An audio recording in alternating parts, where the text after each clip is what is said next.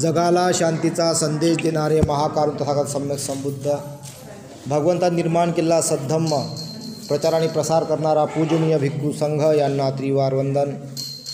प्रियदर्शी राजा सम्राट Ashok Vishwabhushan doctor Ambedkar यांना अभिवादन.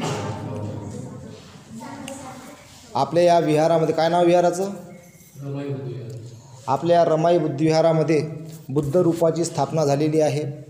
या बुद्ध रूपाची स्थापना करणं म्हणजेच याच्या मागचं हे नसते, तर विहारामध्ये बुद्ध रूपाची स्थापना केल्यानंतर मनुष्य मात्र्यांचं कल्याण व्हावं या मागचा हा हेतू असतो. आता या गावामध्ये सगळे मनुष्य मात्र आहेत, तर आपल्यामध्ये बुद्धत्वाचं बीज प्रत्येकामध्ये असते. म्हणून आपल्यामध्ये ते बुद्धत्वाचं बीज उतरून धम्म उतरवून आपण आपल्या जीवनामध्ये वाटचाल केली पाहिजे.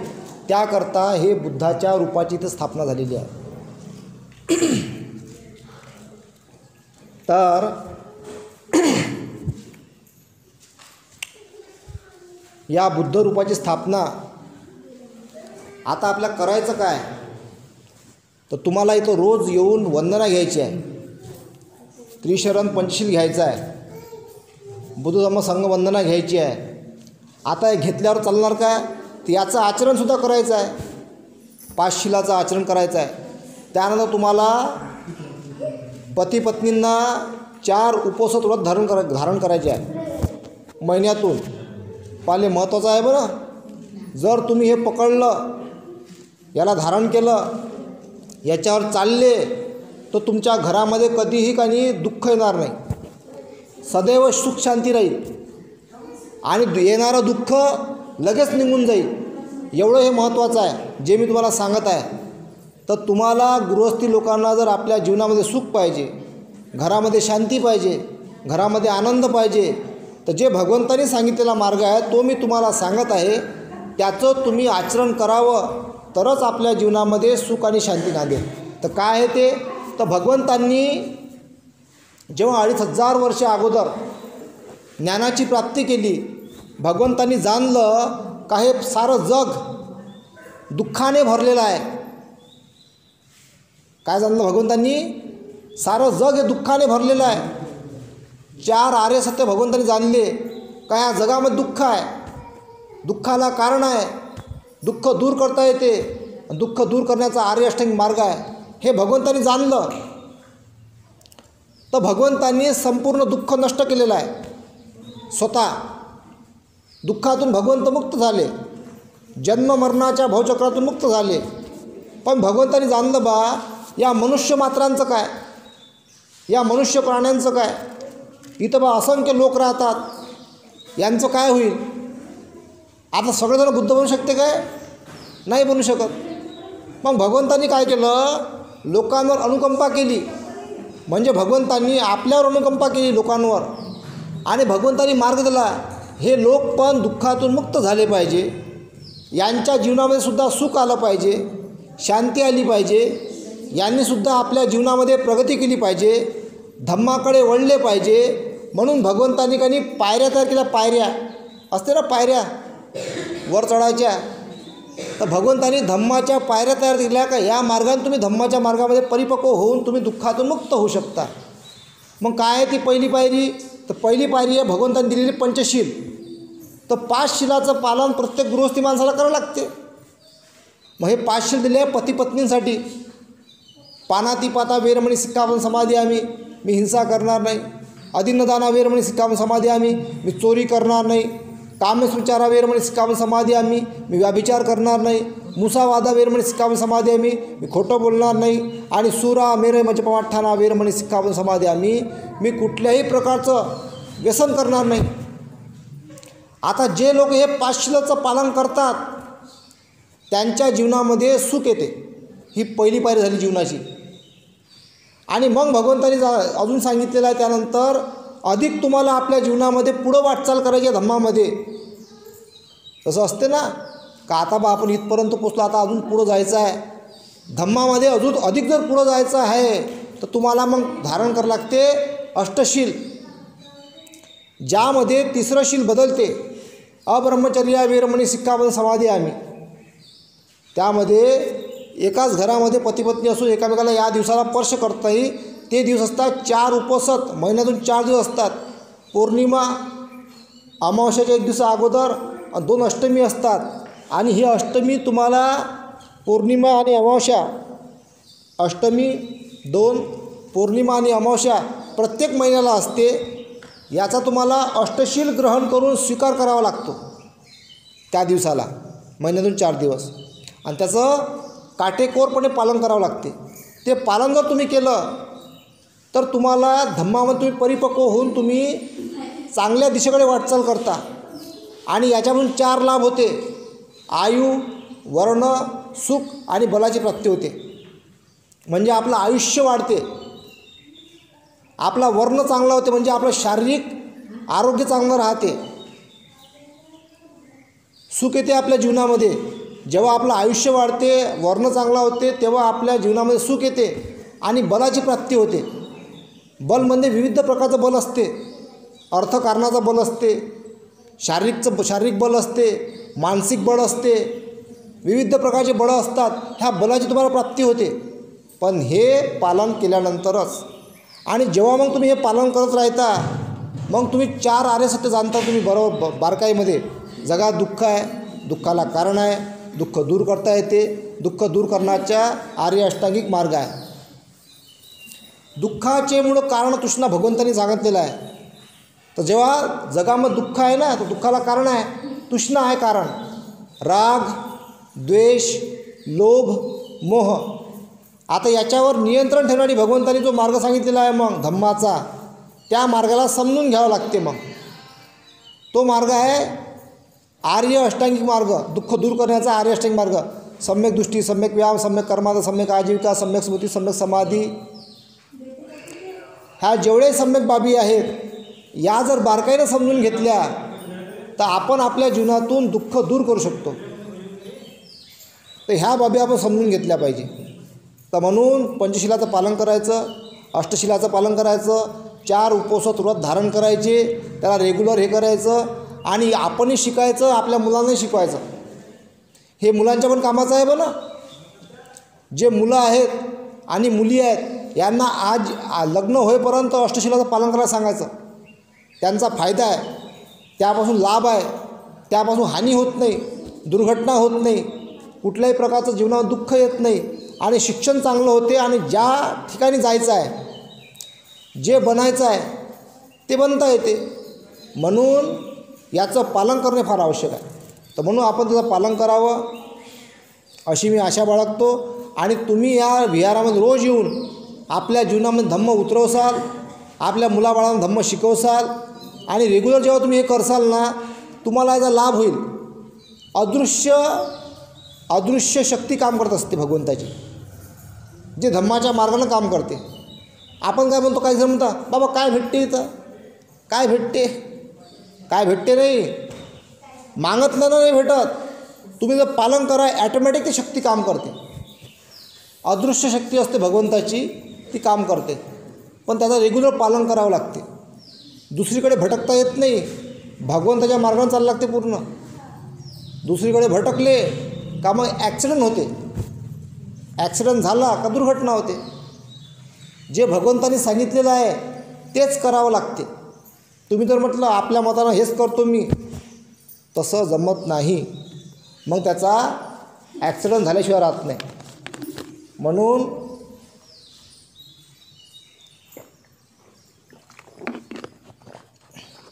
तुम्हाला लाभ करून घ्यायचा असेल तर भगवंताच्या मार्गाशिवाय दुसरा पर्याय नाही आहे. याचं मी चांगलं एक उदाहरण आहे. मी एवढा फिरतो, मी बऱ्याच वेळाखाली माझं दुर्घटना होण्यावर टळलेली आहे, घातपात होण्यापासून टळलेला आहे, ॲक्सिडेंट होण्यापासून टळलेला आहे. खूप वेळा वाचलो मी ॲक्सिडेंटमधून. कशामुळं? कर्म, कुशल कर्म तुम्हाला दुर्घटना होण्यापासून थांबवते, हानी होत नाही. आणि भगवंताच्या ज्या बैठका आहेत, जसं आता हे बैठक आहे भगवंताची, जसं जेव्हा आपण वंदन करतो भगवंताले, यानं तुम्हाला आरोग्याचा लाभ मिळते. आता ज्यांना करतायत त्यांनी करावं असं. आता ज्यांना नाही जमत ते आता लेट झाले ते, तर ज्यांना असं बसता आहेत त्यांनी असं बसावं जास्तीत जास्त वेळ. जेव्हा तुम्ही वंदना घेता तेव्हा असं बसायचं. असं बसून जेव्हा तुम्ही भगवंताला असं वंदन करता, त्याचा फायदा हा आहे की यानं पूर्ण शरीर आणि सर्क्युलेशन होते. यानं घुटणे चांगले राहतात, कमर चांगली राहते, पाठ चांगली राहते, पाठीमध्ये कधी गॅप येत नाही असं बसल्यानं. आणि जेव्हा तुम्ही असे बसता, ही वज्रासन मुद्रा आहे, ही पद्मासन मुद्रा आहे. याच्यामध्ये जेव्हा तुम्ही बसता, यानं लकवा आणि हार्ट अटॅक मारत नाही असा माझा अंदाज आहे. तर ही मुद्रा लई महत्त्वाची आहे. आता लकव्याचे आणि हार्ट अटॅकचे प्रमाण वाढले. जवान मुलांना हार्ट अटॅक येऊ राहिले, कमी वयामध्ये चालले. म्हणून असं रेग्युलर बसून तुम्ही आनापानसती करू शकता, असं ध्यान करू शकता. तुम्ही श्वासावर कॉन्सन्ट्रेट करून तुम्ही अर्धा तास 30 मिनटापर्यंत आनापानसती करून तुम्ही आपल्या जीवनाला सुरुवात करू शकता. तर हे तुम्ही रेग्युलर केलं पाहिजे. जे करतील त्याला लाभ होईल, हे भगवंतांनी सांगितलेलं आहे. भगवंत जसे बसलेले आहेत तसंच बसा लागतं. ही ध्यानस्थ मुद्रा आहे भगवंताची. आणि असं बसून तुम्ही मग शरीराचे विविध प्रकारच्या हालचाली करून तुम्ही तो व्यायाम करू शकता. त्यापासून तुम्हाला शारीरिक फायदा होतो आणि मानसिक फायदा होतो. जेव्हा तुमच्या मेंदूला चांगलं ब्लड सर्क्युलेशन पुरवठा होते, तेव्हा तुमचं मानसिक आरोग्य चांगलं राहते. तेव्हा तुम्ही पुढे वाटचाल करू शकता. कारण आता तुम्ही जे अन्न खाऊ राहिले, 90% शेतकरी जहर पिकू राहिले आपल्या शेतामध्ये. जे भगवंतांनी मना केलेलं आहे. भगवंतांनी 5 प्रकारचे व्यवसाय करायला मना केलं. ते 5 प्रकारचे व्यवसाय, त्यामधला एक व्यवसाय आता शेतकरी लोक करू राहिले 90%. कोणता व्यवसाय? जहराचा व्यवसाय करू राहिले. तुम्ही म्हणता कसं? जे तुम्ही केमिकल आणता विकत, त्याची जी तुम्ही फवारणी करू राहिले आपल्या शेतामध्ये, ते जहर होय. झाकणभर घेऊन पाहिजे. खरंच घसान काय घ्यायचं नाही, पण ते जहर आहे. त्यापासून मनुष्य मात्राचा जीव जाते. त्यापासून तुम्ही काय केलं? शेतीमधले किडे मारले, जंतू मारले, अळी मारली. ज्यानं अळी मरू राहिली त्या फवारणीनं, ते माणसाने मरतील काय? ते अन्न तुम्ही खाऊ राहिले. तुम्हीच पिकवता, उगवता, घरी आणता, स्वतःही खाता, विकताही. त्यानं तुम्ही दोष वाढले. तुम्ही गुन्हा केला, दोष वाढले. दोष वाढल्यामुळे बिमाऱ्या वाढल्या. बिमार झाले तुम्ही, आरोग्य धोक्यात आलं. आणि म्हणून जशी पहिले शेती होत होती, नॅचरल शेतीच करावं लागते. त्यांना कुशलकर्म वाढते, कुशलकर्म मिळते आणि त्याच्यापासून तुम्हाला फायदा होते. म्हणून दोष कमी करायचे असेल तर चांगलं अन्न पिकवा तुम्ही. आणि म्हणून तुमचं जर आरोग्य जो पण चांगलं ठेवायचं असेल, तुम्हाला भगवंतांनी सांगितलेल्या बैठकमध्ये बसावं लागेल. तुम्हाला रेग्युलर व्यायाम करावं लागेल. जर तुम्हाला केमिकलचं अन्न पिकवायचं आहे, आता सर्वात जास्त प्रमाणात केमिकलचं अन्न उगवलं जात आहे. वांगे, भेंडी, सांबार, भाजीपाला, जेवढे भाजीपाला असेल, गहू, तांदूळ, ज्वारी, बाजरी, सर्व केमिकल आहे. आता हे अन्न तुम्हाला एवढं भयंकर जहरीलं अन्न तुम्हाला पचवायचं आहे. कसं पचल? जोपर्यंत तुमच्या अंगामध्ये रोगप्रतिकार शक्ती आहे. लय महत्त्वाची बाबी सांगून तुम्हाला बरं, हे कोणी सांगत नाही एवढं.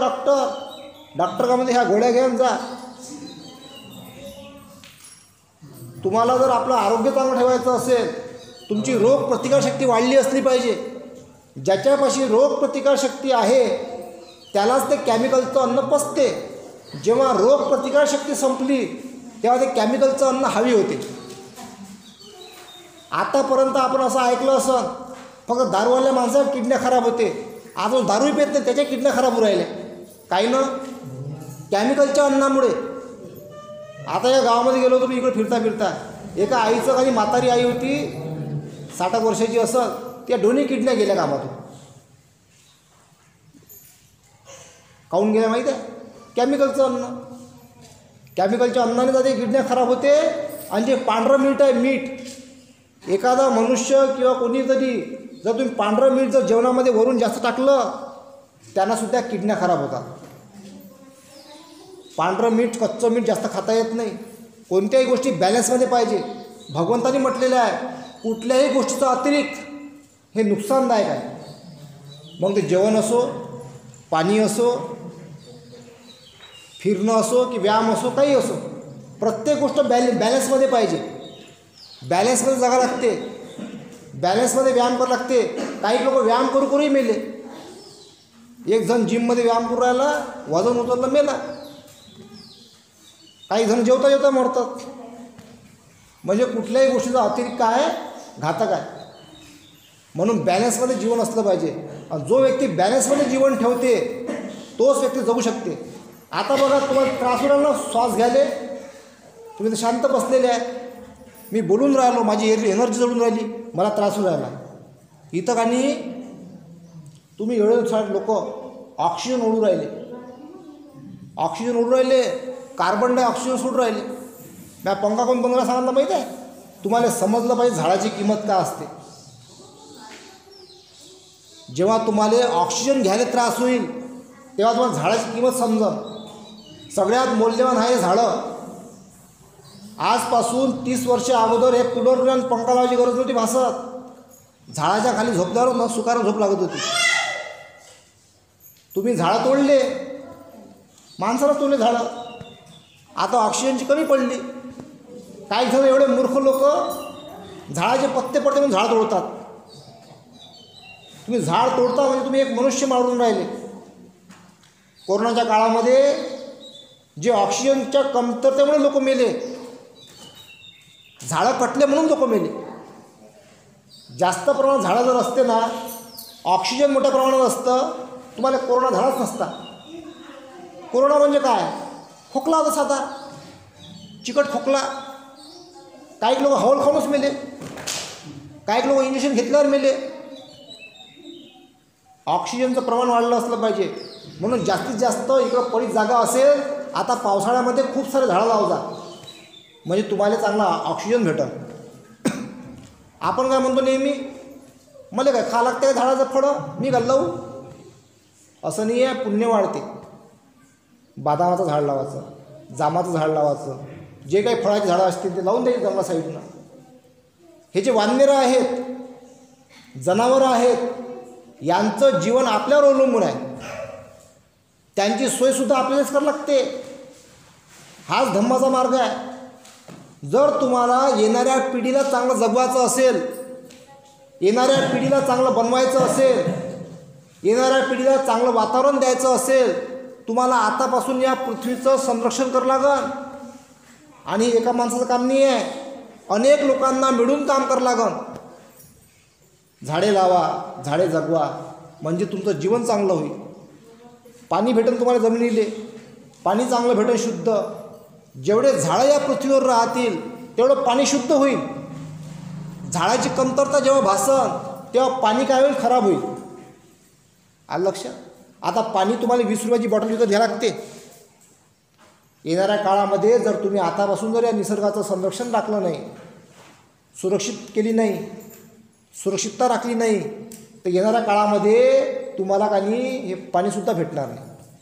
मी फिरतो काही ठिकाणी, एवढी बेकार परिस्थिती आहे का त्या विहिरीमध्ये काही खोलवर जाऊन त्याला पाणी आणायला लागते. त्या पाणी सरलं त्या विहिरीतलं, असं त्याच्यामध्ये टाकतात बॉटल आणि ते असं घासून पाणी काढतात, गढूळ पाणी, आणि ते पाणी पितात लोक काही. एवढी भयंकर कंडिशन आली आहे.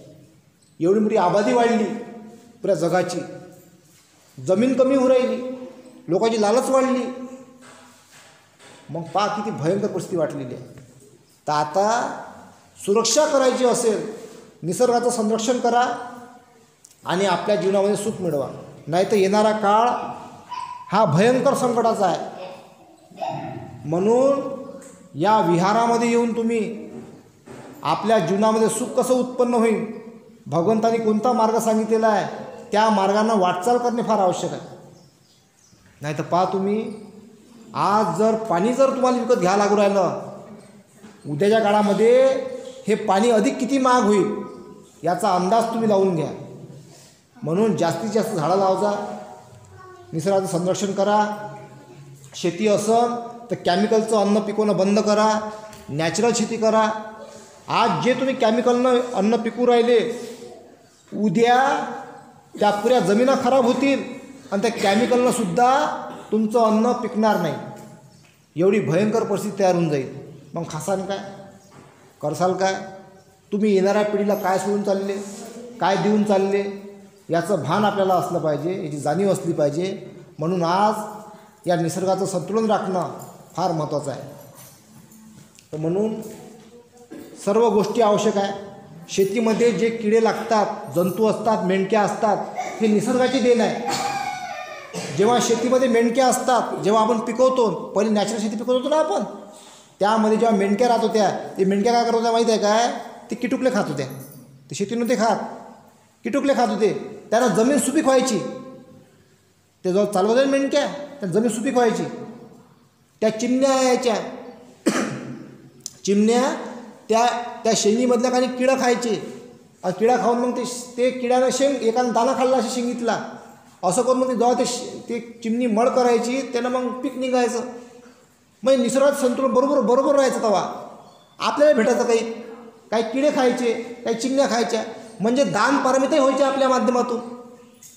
आपल्याला शुद्ध अन्न भेटायचं. आता आम्ही एवढे लालची झालो, कोणाला भेटलंच नाही पाहिजे, पुरं मलाच पाहिजे. मग त्यांना काय झालं माहीत आहे? त्याले तुम्ही मारून टाकलं, चिमण्याले, मेंढक्याले, जीवजंतूले. स्वतःही जहर खाऊ राहिले, स्वतः जहर पिकू राहिले, स्वतः जहर खाऊ राहिले. बिमाऱ्या वाढल्या. आता तरी थोडेफार डोके चांगले आहे. उद्या असं होईन केमिकलचं अन्न खाऊन, ज्या आईच्या पोटामध्ये बाळ राहील ना, ते केमिकलचं अन्न खाऊन त्या बुद्ध्या भ्रष्ट होतील. डोक्यानं खराब होऊन लेकर पूर्ण. मेंटल जन्माला येतील ना घरामध्ये. मग काय करसा? कोणता डॉक्टर वाचवणार नाही. अपंग, डोळ्याने कमजोर, कानाने कमजोर, हृदयाने कमजोर, दिमागाने कमजोर अशी लेकरं जन्माला येतील केमिकलच्या अन्नामुळं, जर तुम्ही आता थांबले नाही तर. म्हणून केमिकलच्या अन्नापासून दूर राहा, चांगलं अन्न पिकवा. आजच्या या बुद्ध रूपाच्या स्थापनेनिमित्तानं लय महत्त्वाची माहिती मी तुम्हाला सांगितलेली आहे. याचं तुम्ही आचरण करून भगवंताला रोज इथं येऊन वंदन करायचं, रोज वंदना घ्यायची, इथं रोज बसून चर्चा करायची, नवीन काहीतरी चांगलं काय करता येईल याचं प्लॅनिंग करायचं आणि आपल्या जीवनामध्ये उतरायचं, अशी मी आशा बाळगतो आणि इथेच थांबतो. म्हणा साधू.